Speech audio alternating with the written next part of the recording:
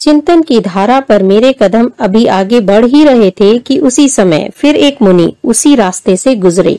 मुनि और चेलना की हरकतों का सूक्ष्मता से अवलोकन करने के लिए मैं पूरी तरह सावधान था। मैंने देखा चेलना उसी डाउटफुल बिहेवियर को दोहरा रही है। इस बार मेरी सोच को एक नया आयाम मिला। अकेली चेलना ही दोषी नहीं है, मुनिजन भी इसकी रूप राशि में उलझकर बेभान हो गए हैं। ऐसा लगता है वे अपनी साधना ही नहीं, लोक व्यवहार को भी ताक पर रखकर इसे प्रसन्न करने पर तुले हुए हैं। अब मुझे विशाला से भी अपने संदेह की पुष्टि करवाने की कोई अपेक्षा नहीं है। सब कुछ बहुत क्लियर और स्पष्ट है। अपनी कृत्रिम नींद का नकाब उतार कर मैं पलंग पर बैठ गया। तभी महारानी ने पंखा नीचे रखते हुए कहा, स्वामी, लगता है कल रात आप किसी वैचारिक उलझन के कारण पूरी तरह से सो नहीं पाए थे, इसलिए आज दोपहर को इतने लंबे समय तक सोए रहे। नहीं तो थोड़े से विश्राम के बाद ही आप जागृत हो जाते हो।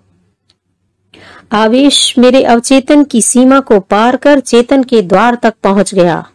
महारानी अपने वाक चातुर्य से जीवन के काले पक्ष पर पर्दा डालना चाहती हो, पर आज उस कटु यथार्थ का मैंने साक्षात्कार कर लिया है।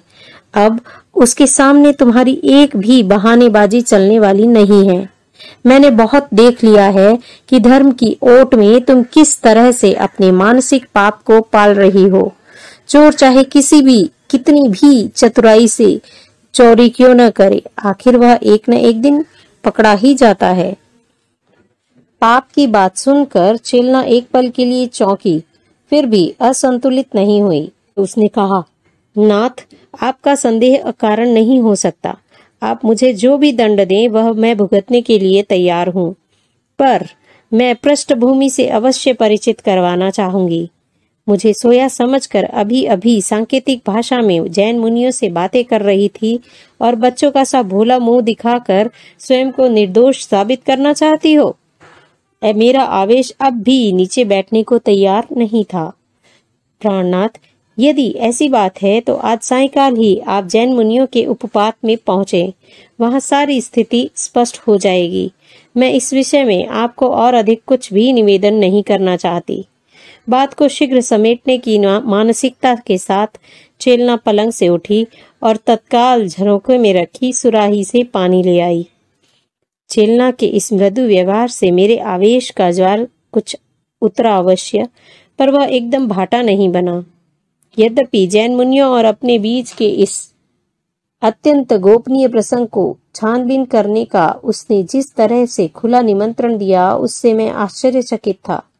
मुनियों के प्रति मेरी कोई आस्था न होते हुए भी उनके प्रवास स्थल पर जाकर रहस्य को जानने के लिए मैं उतावला हो उठा। दिन ढला, चमकते तारे आकाश के आंगन में बच्चों की भांति क्रीड़ा करने लगे। मैं चेलना को साथ ले मुनियों के उपपात में पहुंचा। औपचारिक बातचीत के बाद राजभवन के करीब सर्वप्रथम पहुंचने वाले मुनिश्री से मैंने जिज्ञासा की, यतिवर, आप मध्याह्न में मेरे महलों के निकट से गुजरते हुए महारानी के साथ आपका जो सांकेतिक भाषा में वार्तालाप हुआ है, उसे मैं जानना चाहता हूँ।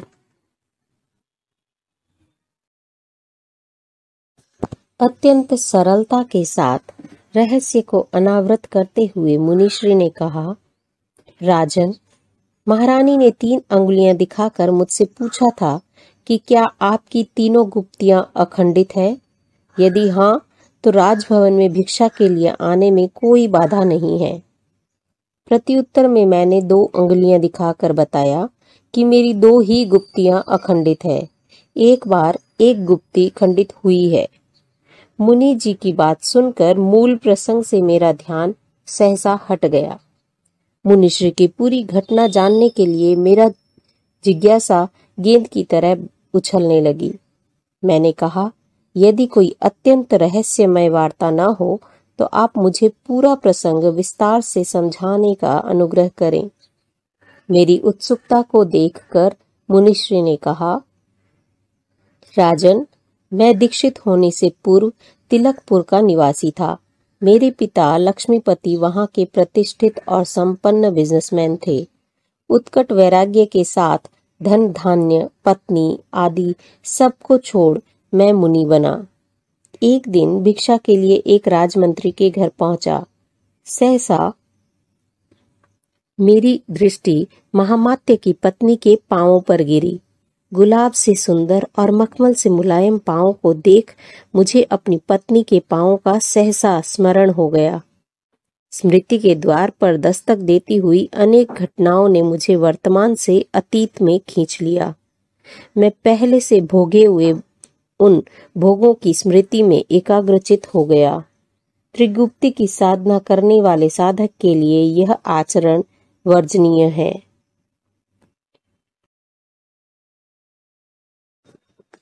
पहले मुनि की बात सुन मेरी जिज्ञासा थोड़ी शांत हुई। साथ ही उनके आज के व्यवहार के प्रति भी मैं असंदिग्ध बन गया। पर दूसरे और तीसरे मुनि के सांकेतिक वार्तालाप अब भी मेरे लिए अबुझ पहेली बने हुए थे। अतः वहां से उठकर तत्काल दूसरे मुनि के पास पहुंचा। पहुंचते ही मैंने अपनी जिज्ञासा प्रस्तुत की। समाधान के सरगम सुनाते हुए मुनिश्री ने कहा, अवनीपति, सांकेतिक भाषा में महारानी ने मेरी साधना के संदर्भ में पूछा था। उत्तर में मैंने 2 उंगलियां उठाई, यानी मैं एक बार दूसरी गुप्ती यानी वचन गुप्ती की साधना में स्खलित हुआ हूँ। 1-2 क्षण आंख मूंद कर अशब्द रहने के बाद बोले, राजन, संपूर्ण घटना चक्र इस प्रकार है। मैं एक दिन तिलकपुर नगर के एक देवालय के समीप ध्यानस्थ खड़ा था। मेरी अधखुली आंखें नासाग्र यानी नाक पर टिकी हुई थी। कुछ समय बाद कई बच्चे वहां पहुंचे। मुझे ध्यानस्थ देखकर वे निश्चिंत हो खेलने लगे। खेलते खेलते अचानक उनकी गेंद मेरे पांव के पास आकर गिरी।